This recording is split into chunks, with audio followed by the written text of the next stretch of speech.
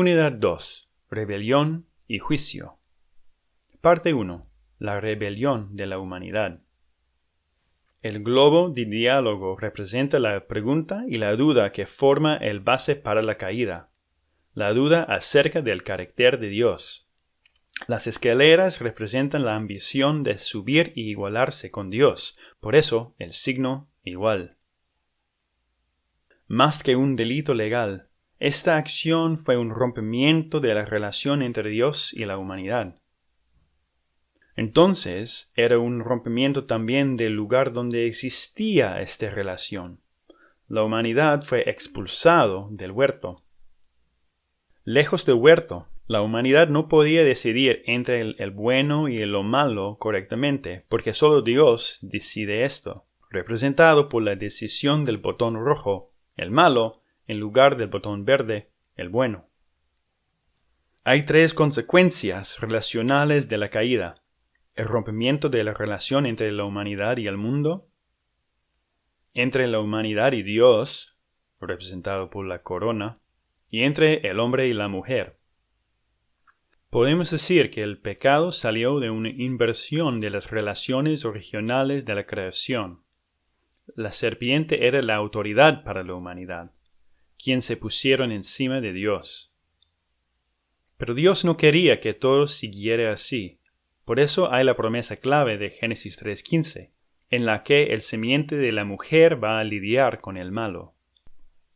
Parte 2. La propagación del pecado. Los eventos narrados en capítulos 4 al 11 de Génesis, representado con la fruta de la tierra y el cordero de Caín y Abel, describen la propagación del pecado en el mundo y en la humanidad. Estos eventos tienen un patrón: pecado, juicio y gracia. P.J.G. Las genealogías de capítulo 4 dividen la humanidad en dos partes. El linaje de Caín es el linaje del sangre, resultando en la generación que murió en el diluvio, y el linaje piadoso de Set, que resultó en Noé, por el que Dios preservó la humanidad en dicho diluvio.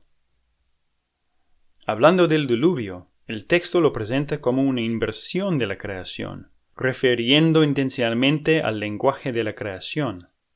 El pacto de Dios, representado por el arco de iris, es la promesa que Dios quería continuar con lo que quería hacer en la creación, en lugar de destruirlo todo, representado por la repetición de la imagen de los dos manos visto en parte 1. Además, a Noé hay una repetición del mandato que Dios dio a Adán y Eva de ser fructífico. Por eso la repetición de la imagen de la expansión del huerto de Edén. Parte 3. La Torre de Babel. Lo que hace la Torre de Babel diferente es la falta de gracia que hay explícitamente en los otros eventos de Génesis 4 al 11, dejando los lectores con la pregunta: ¿cómo va a continuar la historia con solo el juicio de Dios sobre la humanidad?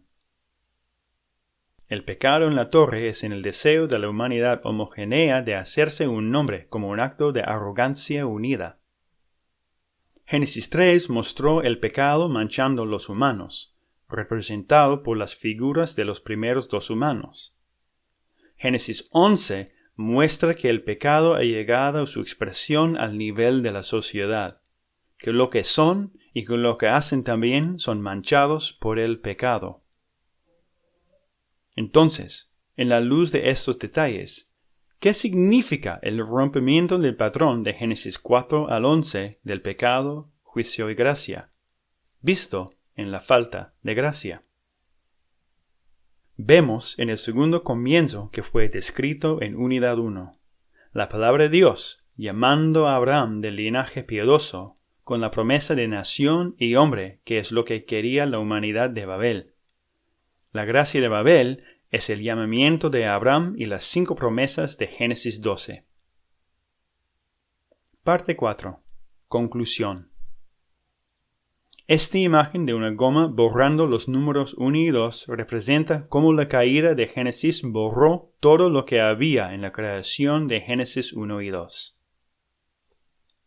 Los eventos de la propagación del pecado de Génesis 4 al 11 dan la impresión que el segundo inicio es Génesis 9, con el diluvio y el lenguaje reminiscente del huerto. Pero el pecado que siguió significa que la humanidad necesitaba una intervención diferente.